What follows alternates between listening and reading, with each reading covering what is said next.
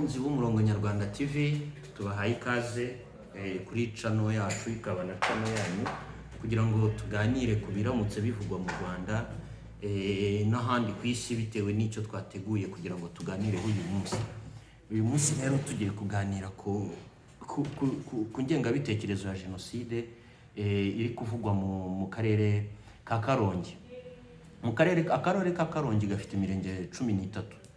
Muri mirenge 13 harimo umurenge umwe witwa Murundi. Umurenge wa Murundi guhera nko mu byumweru nka 2 bishize cyangwa se kimwe n'igice harimo haravugwa ingengabitekerezo ya jenoside mu kagari kitwa Kareba, ni naho ibiro by'umurenge byubatse.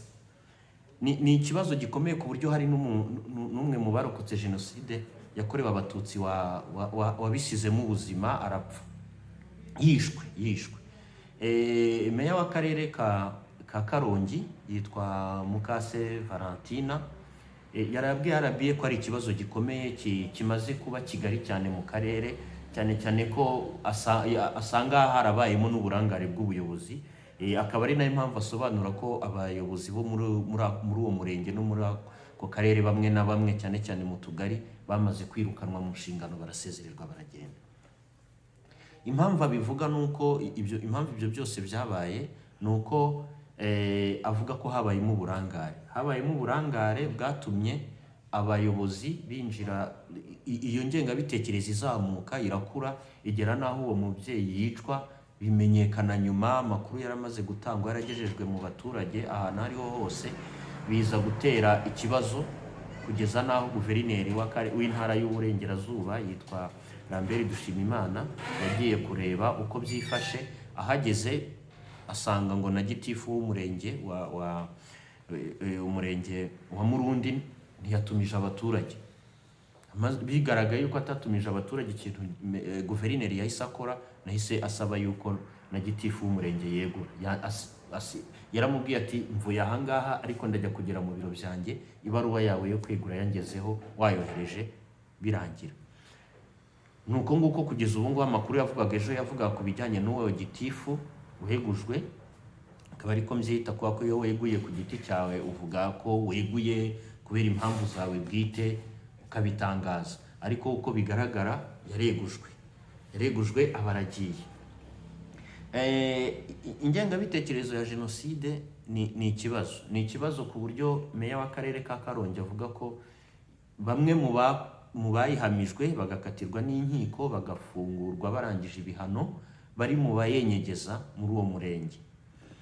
Agasaba abaturage ko ibyo bintu bakwiriye kubireka bakabivaho kubera ko ari ikibazo kigira ingaruka ku miyoborere y'igihugu, kikagira ingaruka ku mudendezo rusange w'abaturage. Niba uwo mubyeyi yarishwe urupfu rwe rukaba rufite aho ruhuriye n'ingengabitekerezo ya jenoside, ni ikibazo gikomeye. Komisiyo y'igihugu y'uburenganzira y'ubumwe n'ubwiyunge ariko ubu ngubu yaje kwimurirwa muri minisiteri y'ubumwe bw'abanyarwanda n'inshingano mboneragihugu, kenshi yatangazaga yuko ubumwe bw'abanyarwanda buri ku kigero cyo hejuru ndetse kirenga 80%, ahubwo ni 90% kuzamuka.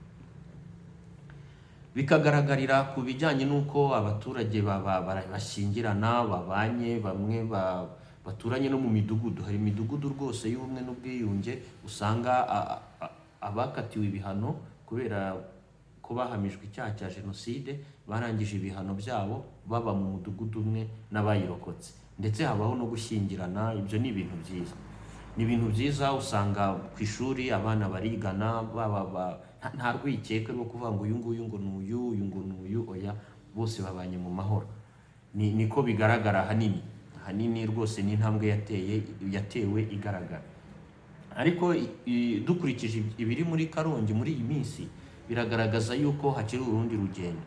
Haracyari urugendo kubera ko niba umuntu afungurwa yarangije igihano, icyo gihano yarangije, aho kugira ngo asubire mu baturage abane nabo neza, ababere umuntu mwiza ndetse anabereke yuko koko igihano yahawe cyamuhinduye, ashobora kugenda akaba umwe mu benyegeza ingengabitekerezo ya jenoside. Kiba ari ikimenyetso cyerekana ko ibyo bisigisigi bigihari kandi bigifite uburemere. Ni ikibazo kiba gikomeye kubera ko ubwo buremere ibyo bisigisigi biba bifite butuma abantu bicana, butuma hari bamwe batagendererana, butuma n'urwo rwikekwe rukomeza kubaho mu bantu. Icyiza rero kiba kigomba gukorwa hagati aho nuko umuntu wese wafunguwe kubera ko icyaha cya jenoside cyamuhamye akakirangiza igihano, ndavuga igihano, akagaruka mu murongo nyarwanda, aba akwiriye kubanira neza abasanze, bakwiriye kubabanira neza kugira ngo bibe igihamya cy'uko n'ubwo bumwe n'ubwiyunge koko bwagezweho ku kigero inzego za leta zibivugaho. Ubwo ibuka yo muri Karongi n'abandi barokotse jenoside bo muri ako karere bashobora kuba bamwe muri bo bibaza batese ko twaramaze kwizera yuko aba bantu babaye abantu ibitekerezo byahindutse none bikaba byongeye bivutse, iki cyo turakimenya tukitwara mu gute? Ya ntambwe yari yaratewe mu gutuma abantu bongera kubana amahoro ikagabanuka. Mu kugabanuka rero rwa rwikekwe no kuba abantu batangira kujya bagendera abandi kure bishobora kongera kugaruka hatabayeho gukomeza guhinduka mu bakoze ibyo bintu bagahinduka, na ababikorewe bakongera bakibonamo bagenzi babo, mbese umubano w'abanyarwanda ukagaragarira ahantu hose kandi mu buryo bwose. Meya w'akarere ka Karongi yabwiye RBA ko yifuza ko ibyo bintu bicika bigahera mu babyeyi, kuko nibo bakuru, nibo babonye ibyo byose, ndetse bagakomeza no kubwira abana ko ubumwe bw'abanyarwanda n'umubano ari byo byiza. Mu magambo yagerageje guhumuriza abarokotse jenoside yakorewe abatutsi bo mu karere ayoboye, ababwira ko inzego za leta zizakomeza gukorana kugira ngo ibintu nk'ibyo bicike. Ariko icyo namwibutsa ni uko ingengabitekerezo ya jenoside iba mu mutima, umuntu arayigendana. Mu bikorwa ashobora kugaragaza yuko ari umuntu mwiza wahindutse, witwara neza, ukurikiza gahunda za leta, ariko mu by'ukuri muri we hari ikintu yibitsemo. Icyo kintu yibitsemo rero hari n'igihe rwose agisazana akazarinda akijyana n'ikuzimu, agatabaruka cyangwa se agapfa akigifite. Ikintu bisaba ni uko abana ahubwo bo bakomeza kwigishwa, bakigishwa ibyiza by'umubano mu bantu, by'umubano mu banyarwanda, ibyiza byo kubana amahoro, kuko abakuru bo hari n'abazarinda bapfana ibyo bitekerezo by'urwango. Kandi ikindi, kubera ko mu bihe bitandukanye mubona iyo hagiye kubaho igihe cyo kwibuka, abantu bamwe hari ibikorwa bikorerwa hirya no hino mu Rwanda biba bigaragaza yuko ako kantu kagihari. Inka z'abatutsi zigatemwa, abantu bamwe bagatangira gutema imirima intoki cyangwa se imyaka y'abarokotse jenoside yakorewe abatutsi bakayararika, tracte, impapuro zitera abantu ubwoba zimwe zigatangirwa gusesekwa munsi y'inzugi. Mbese ibikorwa byerekana yuko ka kantu kagihari bikongera bigakorwa. Bivuze ngo abo bantu bazarinda basaza bagifite ibitekerezo nk'ibyo ngibyo by'ubugome. Gusa hari intambwe yatewe abanyarwanda muri rusange bishimira, natwe turimo, yuko ntabwo ibintu bikimeze nka mbere. Ntabwo tucyumva ngo batemye uwarokotse jenoside yakorewe abatutsi, yego ntiyaburaho utuntu nk'utwo ngutwo dutoya, cyane cyane yuko n'urwego rw'igihugu rw'ubugenzacyaha nyuma y'igihe cyo kwibuka busohora raporo y'uko ibyaha byakozwe muri icyo gihe cy'iminsi 100 cyangwa se muri yindi 14 y'ibanze y'ibyumweru 2 byo kwibuka jenoside yakorewe abatutsi, ariko bigaragara yuko ibyaha bikorwa bitagifite uburemere nk'uko byahoze mu myaka 10 y'ingahe ishize. Ni intambwe nziza, ariko aka kantu kakiba nk'ako ngako kagaragarira hakurya hariya mu burengerazuba muri Karongi, ni akantu kabi gasubiza abantu hasi, gasubiza ibintu inyuma. Ikindi kinarimo gikomeye ni uko inzego z'ibanze, nkurikije ibyanditswe n'ibiri kuvugwa n'ibyo meya yavuze, inzego z'ibanze zishobora kuba zari zibizi zikabiceceka, cyangwa se zikaba zinayifitemo uruhare rutaziguye.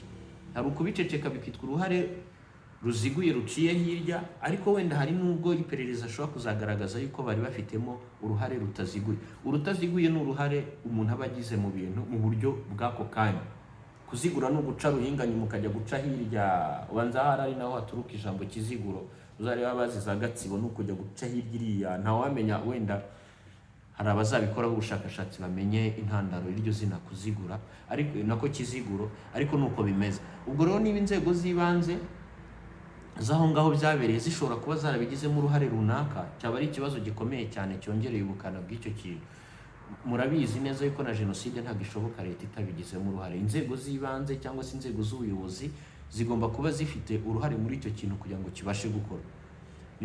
Nibyo byago rero byaba bihari muri Karongi, inzego zibaye zarabigizemo uruhare, bwaba kubimenya zikabyirengagiza, zaba kubimenya zikabigiramo uruhare mu buryo butaziguye, cyaba ari ikibazo gikomeye cyane. Nkeka yuko byakagombye no kuba hari n'izindi nzego zibibazwa. Sinkeka yuko gitifu w'umurenge na gitifu w'akagari icyo kintu baba baragikoze ngo kigarukiraho gusa, kubera yuko ukurikije uko inzego z'u Rwanda zubatse habaho uburyo bwo kuganira, bwo guhanahana amakuru. Ese mu nzego z'akarere nta bantu baba barabimenye nabo bakabiceceka? Ubwo koko twakwemeza yuko ikintu cyabaye kikagarukira gusa ku rwego rw'umurenge umwe mu mirenge 13 igize akarere ka Karongi? Nta kuntu byaba byarazamutse ngo usange wenda imirenge nka Gitesi ifatanye na Murundi n'indi mirenge bishobora kuba babiziranyeho. Byagarukiye se mu karere muri uwo murenge gusa, ntabwo byambutse ngo bigere, kuko uriya murenge ukora no ku karere ka Ruhango. Ntago inzego zibyinjiremo zimenye mu by'ukuri ngo ibi bintu byatangiye bite. Ese ababifitemo uruhare naba gusa, nta wabimenye ngo abiceceke, nta wabimenye ngo abisukeho uruho rw'amazi birekera aho ngaho bigumaho. Kuko bibaye byaragutse cyane hakaba hari n'izindi nzego zibizi ziri no ku karere, cyaba ari ikibazo gikomeye cyane. Ntabwo gufunga cyangwa se kweguza gitifu w'umurenge ari byo byaba bigiye gukemura icyo kibazo byonyine. Birasaba yuko byinjirwamo bigacukumburwa neza, bikamenyekana uko bimeze. Ibuka nayo kandi yari kwiriye kugira itangazo ibikoraho. Ibuka yari kwiriye kugira icyo bivugaho ku rwego rw'igihugu, ikagira ikintu bivugaho, kuko ni ikibazo. Turi mu mwaka wa 30 kuva jenoside yakorewe abatutsi yahagarikwa. Ntabwo rero byari bikwiriye yuko haba hakiriho umuntu wicwa ngo bigere kuri urwo rwego, ba gitifu w'imirenge n'utugari beguzwe, abandi bakurikiranwe, birangirira aho ngaho gusa. Ibuka nigira icyo bivugaho, inzego mu by'ukuri zibihagurukire, zimenye ngo byifashe bite. Bakunzi b'Umurongo Nyarwanda TV, rero niyo ngingo twagira ngo tuganiraho muri iki gitondo cyo kuri uyu wa kane tariki 31 Ukwakira, kuri icyo kibazo kiri kuvugwa mu karere ka Karongi. Ni ikibazo gikomeye, nibyo tuzindutse tuganiraho, ariko ntabwo ari byo bya nyuma. Turakomeza tuganire ku bindi mu masaha ari imbere. Ntimushobora kubona kandi ka video kavuga ku biraba bigezweho icyo gihe. Turabashimiye ko mukomeje kutubera indahemuka. Abatarakora subscription babikore, tujye dukomeza tuganire ku ngingo zireba igihugu cyacu, ziramutse zivugwa mu Rwanda, mu karere rutuyemo n'ahandi hirya ku isi. Namwe hasi kandi hari ahantu hagenewe commentaire, ushobora kujyamo ukandika igitekerezo cyawe, icyo wumva watwunganiraho mu bitekerezo, icyo wadukosoraho dushobora kuba twibeshye, inyurabwenge waduha, icyo wumva twaganiraho ukurikije ibyo ubona bibera mu Rwanda no mu baturanyi.